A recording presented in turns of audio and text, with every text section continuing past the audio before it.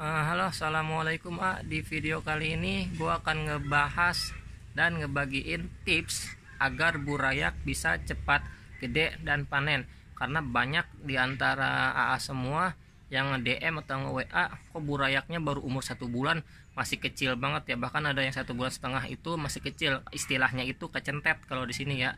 Nah, gimana caranya biar ikan burayak bisa cepat gede dan sehat? Nah, buat yang baru bergabung, jangan lupa untuk follow terlebih dahulu Instagram gue di @galaxy_koi_indonesia.official. Jangan lupa untuk subscribe channel YouTube ini, nyalakan loncengnya biar kalian gak ketinggalan video berikutnya.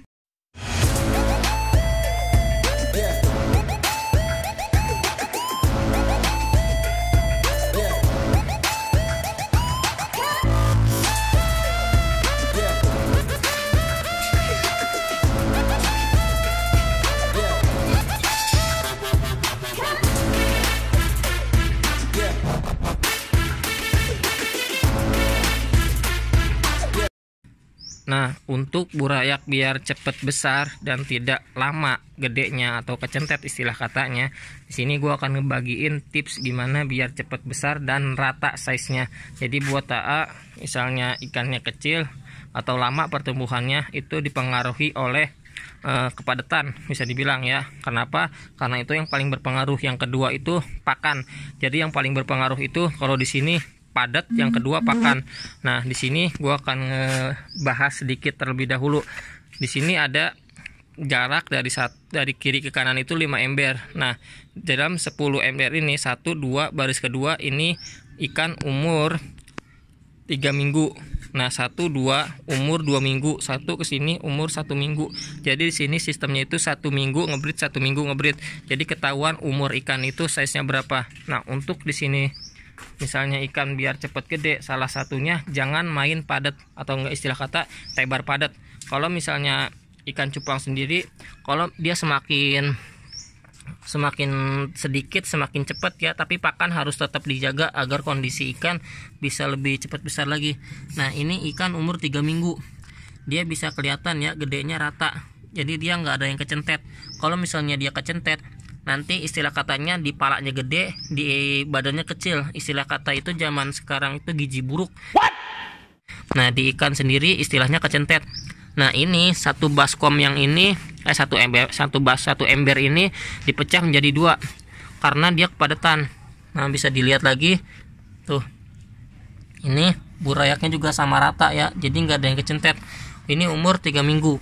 Nah, kenapa harus dipecah? Karena kalau misalnya dia kepadatan dalam satu wadah ember pembesaran, nanti pertumbuhannya akan lama. Jadi yang kedua akan mempengaruhi ikan tersebut. Misalnya itu yang gede lebih dulu, yang kecil belakangan. Istilah katanya buntut ekor. Jadi jangan sampai ikan itu di sini ada yang menjadi gede kecilnya. Jadi harus sama rata agar bisa dipanen barengan.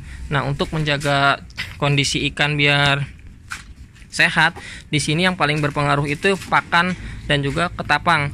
Kalau misalnya di sini wajib pakai ketapang ya tuh. Nah, ini ketapang sampai umur 3 minggu di sini ya. Umur 3 minggu ketapang ini akan diangkat ketapangnya. Kalau misalnya nggak diangkat, nanti ketapangnya akan menjadi busuk ya.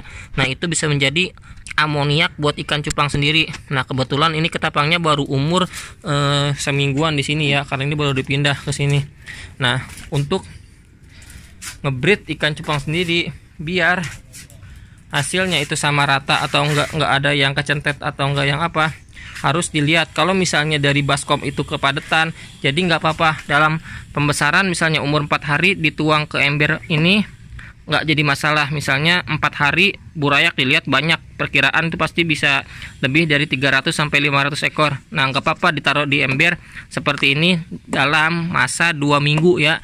Kalau udah 2 minggu itu, kalau di sini pribadi langsung dipindah ke ember lain. Jadi bisa dibilang dipecah ya. Dalam satu wadah di sini harus umur minimal 2 minggu sampai 3 minggu. Baru setelah umur 2 atau 3 minggu ikan yang udah gedean dikit baru dipecah ke 2 ember seperti yang di pojok tadi ya. Itu paling pojok ini 1 induk tapi dipecah menjadi 2 ember ya, biar dia nggak kepadatan. Jadi yang paling berpengaruh itu kondisi tebar padat ya, jangan sampai main tebar padat agar menjaga burayak itu lebih cepat besar. Yang kedua itu kondisi pakan. Nah untuk di sini satu hari itu 1 kali pakan ya, pakai kutu air.